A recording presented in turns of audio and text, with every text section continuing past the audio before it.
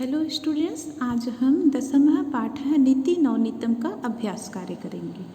यहाँ पर देखिए आपका पहला क्वेश्चन है अधोलिखितानि प्रश्नानाम उत्तराणि एक पदे लिख।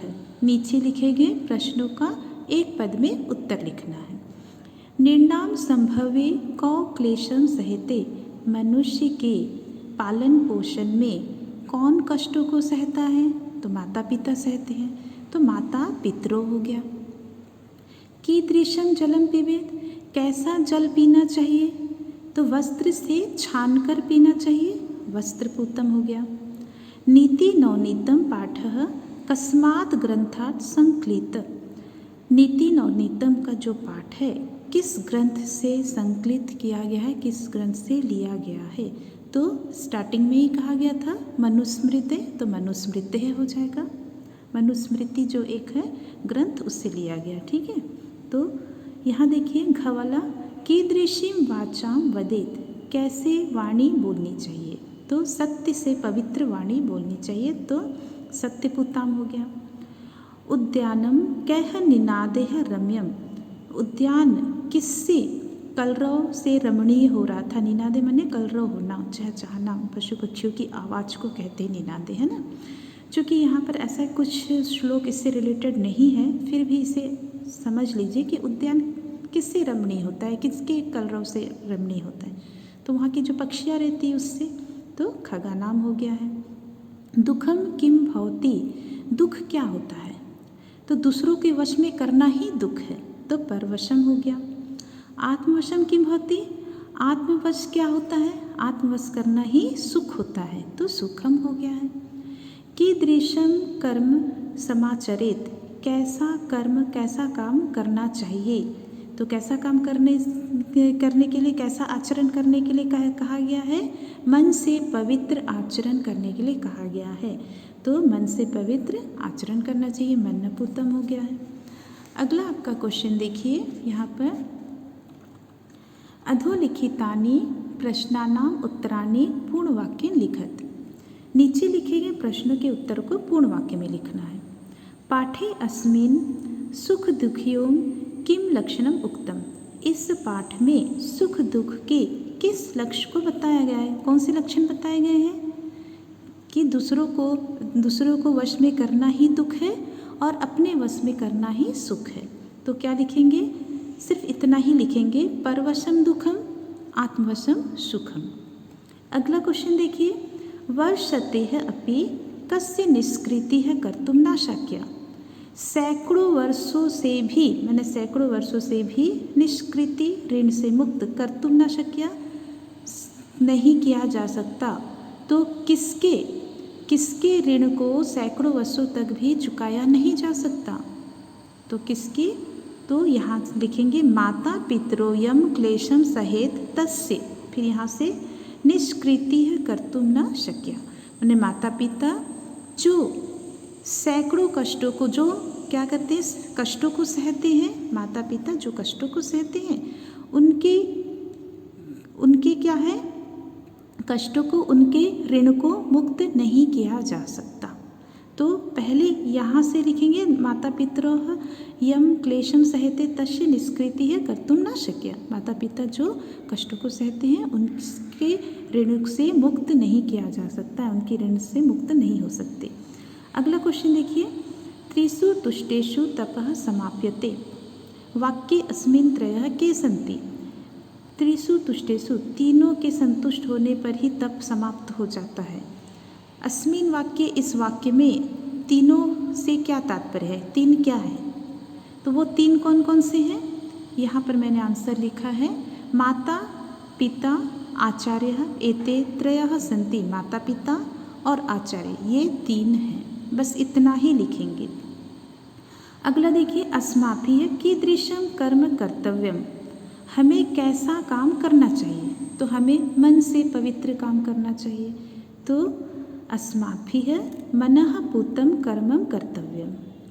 अभिवादनशीलस्य कानि वर्धन्ते, प्रणाम करने वालों का क्या बढ़ता है? तो प्रणाम करने वालों का और बड़ों की सेवा करने वालों का निरंतर क्या बढ़ता है? चार चीज़ें बढ़ती है, आयु विद्या यश और बल। तो लिखेंगे अभिवादनशीलस्य, आयुर्विद्या यशो बलम वर्धन्ते। यहाँ पर आप वर्धन्ते करेंगे, यहाँ पर आपके इसमें छपा हुआ नहीं होगा, है ना। अगला देखिए, सर्वदा केशाम प्रियम कुर्यात्, किसका सर्वदा हमेशा, किसका हमेशा प्रिय करना चाहिए? माता पिता और गुरु का। तो सर्वदा माता पितरो गुरुश्च प्रियम कुर्यात्।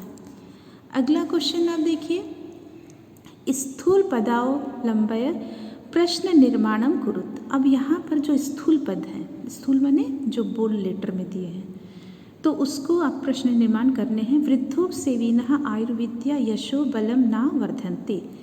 यहाँ पर वृद्धोप सेविनः ये आपका पुल्लिंग है ना, धनी के अनुसार चलेगा, ठीक है। यहाँ में मैंने धनी लिखा है, धनी के अनुसार चलेगा। ये पुल्लिंग है, षष्ठी में होता है सेविनः करके, तो कस्य हो जाएगा। यहाँ पर बेटा बलम ना नहीं है ना, ये च है, इसको आप सुधार लेंगे, ठीक है। वृद्धो सेविनः आयुर्विद्या यशो बलम च वर्धन्ते। अगला देखिए, मनुष्य सत्यपुताम वाचम वदेत। वाचम पे अंडरलाइन कर लेंगे, ये आपका बोल्ड है, इसमें क्वेश्चन बनाने हैं। तो वाचम आपका क्या है, नपुंसक लिंग है, तो किम हो जाएगा। मनुष्य सत्यपुतम किम वदेत। अगला देखिए, त्रिषु तुष्टेषु सर्वम तपः समाप्यते। तपः ये आपका नपुंसक लिंग है, ये सकारांत है, तपस, ठीक है। और ये जब चलता है तो कैसे चलता है, तपः तपसी तपांसी, है ना, तपः चला, तो ये नपुंसक लिंग है। आप कंफ्यूज नहीं हो जाना कि ये पुल्लिंग है, तो ये किम के अनुसार चलेगा, किम हो जाएगा प्रथमा विभक्ति के कारण। अब अगला आपका देखिए, यहाँ पर देखिए, माता पितरो निर्नाम संभवे, ये भाषिया भी आप काटेंगे और यहाँ पर भीषम लिखेंगे। माता पितरो निर्नाम संभवे भीषम क्लेशम सहिते। माता पितरो यहाँ पर आपका बोल्ड है, इस पे आपको क्वेश्चन बनाने हैं, तो आपके पुल्लिंग के अनुसार होगा। तो चूंकि द्विवचन है तो कौ हो गया प्रथमा विभक्ति का। अगला देखिए, तयोः नित्यम प्रियम कुर्यात्, उन दोनों के नित्य, यहाँ प्रियम पे बोल्ड करेंगे, ठीक है। प्रियम आपका क्या है, नपुंसक लिंग है, तो किम हो जाएगा। अगला क्वेश्चन जो है, संस्कृत भाषा में वाक्य प्रयोगम कुरुत, ये मैंने अगले पेज पे किया है, तो हम आगे बढ़ जाते हैं, उसके बाद इसको कंटिन्यू करेंगे। यहाँ देखिए, शुद्ध वाक्यानाम समक्षम आम, अशुद्ध वाक्यानाम समक्षम च नेव इति लिखत। शुद्ध वाक्य के सामने आम लिखना है, अशुद्ध वाक्य के सामने न लिखना है। तो अभिवादनशीलस्य किंपि न वर्धते। अभिवादनशीलस्य प्रणाम करने वालों का कुछ भी नहीं बढ़ता है, तो ये बिल्कुल गलत है, तो ना हो जाएगा। माता पितरो निर्नाम संभवे कष्टम सहते। माता पिता मनुष्य के पालन पोषण के समय कष्टों को सहते हैं, ये बिल्कुल सही है, आम होगा। आत्मवशम तो सर्वमेव दुखमस्ति। अपने आत्मा को वश करना सब कुछ दुख होता है, बिल्कुल गलत, ना होगा। एन पितरो आचार्यः च संतुष्टः तस्य सर्वं तपः समाप्यते। जो माता पिता और आचार्य को संतुष्ट करते हैं, उनका सभी तप समाप्त हो जाता है, ये बिल्कुल सही है, आम होगा। मनुष्य सदैव मनः पूतं समाचरेत्। मनुष्य का हमेशा मन से पवित्र आचरण करना चाहिए मनुष्य को, बिल्कुल सही, आम होगा। मनुष्य सदैव तदैव कर्म कुर्यात् येन अंतरात्मा तुष्यते।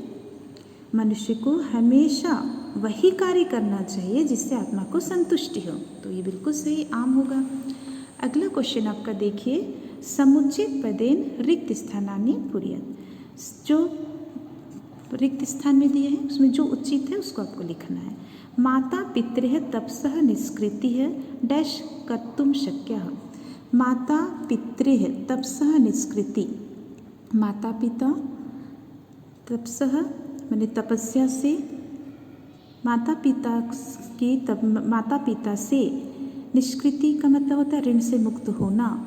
तो माता पिता की जो ऋण से मुक्त होने की जो तपस्या है वो डैश कर्तुम शक्यते, नहीं कर सकते। क्या नहीं कर सकते? सैकड़ों वर्षों तक हम ऋण से मुक्त नहीं कर सकते। माता पिता की जो तपस्या है उससे हम सैकड़ों वर्षों तक ऋण मुक्त नहीं हो सकते। तो सैकड़ों वर्षों तक मतलब वर्ष शतेरपि, ठीक है। तो यहाँ पर हो जाएगा माता पिता की तपस्या से जो ऋण से जो मुक्त है, हम सैकड़ों वर्षों से भी हम मुक्त नहीं हो सकते। अगला देखिए, नित्यम वृद्धों सेविनः डैश वर्धन्ते, हमेशा बड़ों की सेवा से डैश बढ़ती हैं, 4 चीज़ें बढ़ती हैं, तो चत्वारी हो गया है।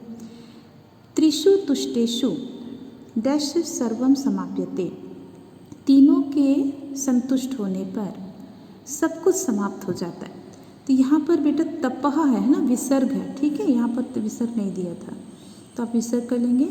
तो तीनों के संतुष्ट होने पर, कौन से 3? माता पिता और आचार्य, है ना। तीनों के संतुष्ट होने पर सब कुछ सारे तप समाप्त हो जाते हैं। एतत् विद्या डैश लक्षणम सुख, यहाँ भी प को ख बना लेंगे, सुख दुखियों हो जाएगा, है ना। तो यह जानकर, क्या जानकर? लक्षणम परिभाषा सुख दुख की परिभाषा को संक्षेप में जान लेना चाहिए, संक्षेप में, तो समासेन हो गया है। दृष्टिपूर्तम न्यसेत, दृष्टिपूर्तम न्यसेत मैंने आँखों से जो देख कर क्या रखना चाहिए, न्यसेत मैंने रखना चाहिए, क्या रखना चाहिए? पैरों को रखना चाहिए, तो पादम हो जाएगा। मनुष्य माता पितरो आचार्य से, यहाँ पर एक या को काट लेंगे तो ये डबल या दिया है, ठीक है। मनुष्य माता पितरोः आचार्यस्य च सर्वदा डैश कुर्यात्, मनुष्य माता पिता और आचार्य का, मनुष्य को क्या करना चाहिए? माता पिता और आचार्य की हमेशा प्रिय करना चाहिए, तो प्रियम हो गया है। अगला क्वेश्चन आपका देखिए, मंजूषातः चित्वा उचित अवेन वाक्य पूर्तिं कुरु, मंजूषा से चुन के उचित अवयव के द्वारा वाक्यों की पूर्ति करना है, ठीक है। अब यहाँ देखिए, तयोः डैश प्रियम कुर्यात्, उन दोनों का हमेशा प्रिय करना चाहिए, हमेशा के लिए नित्यम हो गया है। अगला आपका देखिए यहाँ पर डैश कर्म करिष्यसि तादृशं फलं प्राप्स्यसि, जैसा कर्म करोगे वैसे फल की प्राप्ति होगी, जैसा के लिए यादृशम हो जाएगा। वर्षतेः डैश निष्कृति न कर्तुं शक्या, सैकड़ों वर्षों से भी ऋण से मुक्त नहीं किया जा सकता, ठीक है। ऋण से हम मुक्त नहीं हो सकते, भी के लिए अपि आया है, सैकड़ों वर्षों से भी। फिर एतेषु डैश त्रिषु तुष्टेषु तपः समाप्ते, इन तीनों के संतुष्ट होने से ही तप समाप्त हो जाता है। तो इन ही 3 के, है ना, इन ही के लिए एव आ गया है।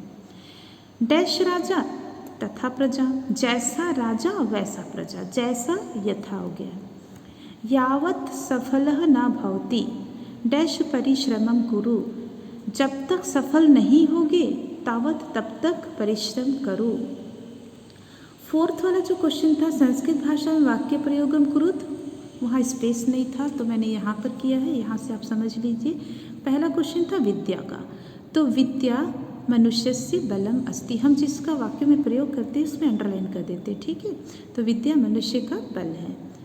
दूसरा तपः था, पितरोः सेवा एव तपः अस्ति, पितरोः माता पिता की सेवा ही तपस्या है। समाचरित माने अच्छा आचरण करना, सर्वथा प्रियम समाचरित, हमेशा प्रिय आचरण करना चाहिए। परितोषा संतुष्टि, है ना। परितोषा मनुष्य धनम अस्ति, संतुष्टि ही मनुष्य का धन है। नित्यम माने हमेशा, नित्यम सत्यम वदेत, हमेशा सत्य बोलो,